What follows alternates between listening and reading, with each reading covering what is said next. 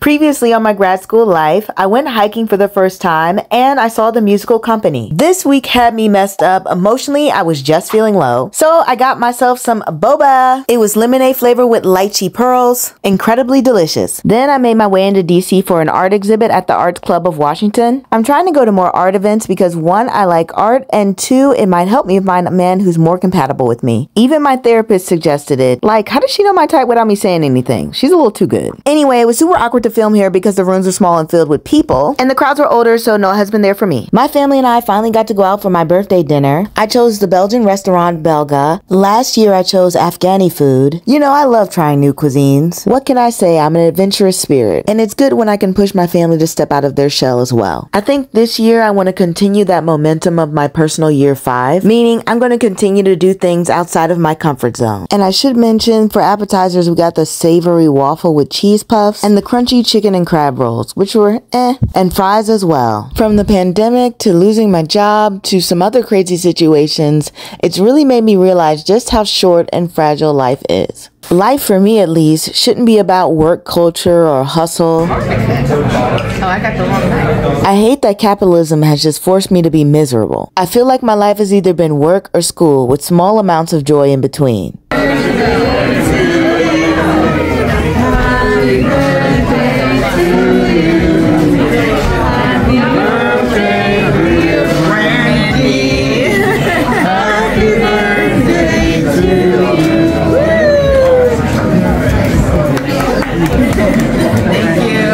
And I just don't want to live my life like that anymore. I want my freedom back. How am I going to get it? I have no clue. The following day, Ify and I went to the Botanic Garden. But back to what I was saying. I'm completely over hustle culture. It's like if you don't have the lifestyle you want, you're not working hard enough. And if you are working hard enough, you're not working smart enough. And if you are working smart, then you need to work smarter. Every moment of your day needs to be dedicated to work.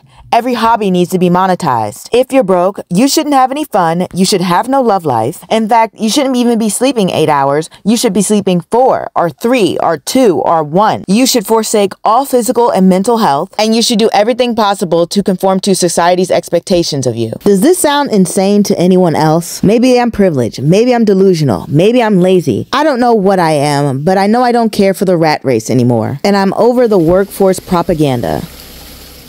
Life is supposed to be beautiful, and I think my world has been so unbalanced for so long that I forgot. Don't you just love nature too? Tell me what your favorite plant is below. Also, tip for the gardens, wear something light. This 2-piece had me sweating.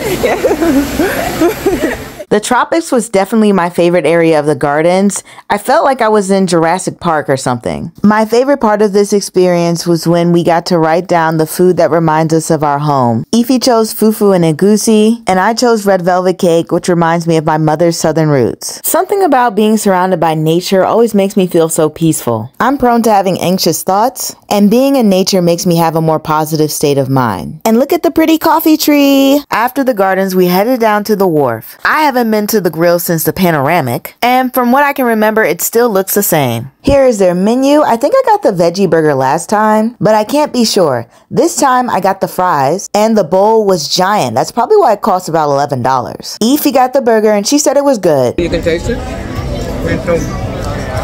Here we were talking about how you could taste the rosemary on the fries, and this no-bake brownie cake thing was delicious. After, we went to the tidal basin to see the cherry blossom trees. The cherry blossoms actually peaked mid-March, so there wasn't much pink on the trees. We got lucky finding that small little section of pink cherry blossoms. Everyone was taking pictures in this small section of trees, including me. It's time to officially ring in the new season. I wonder what's next. Yeah.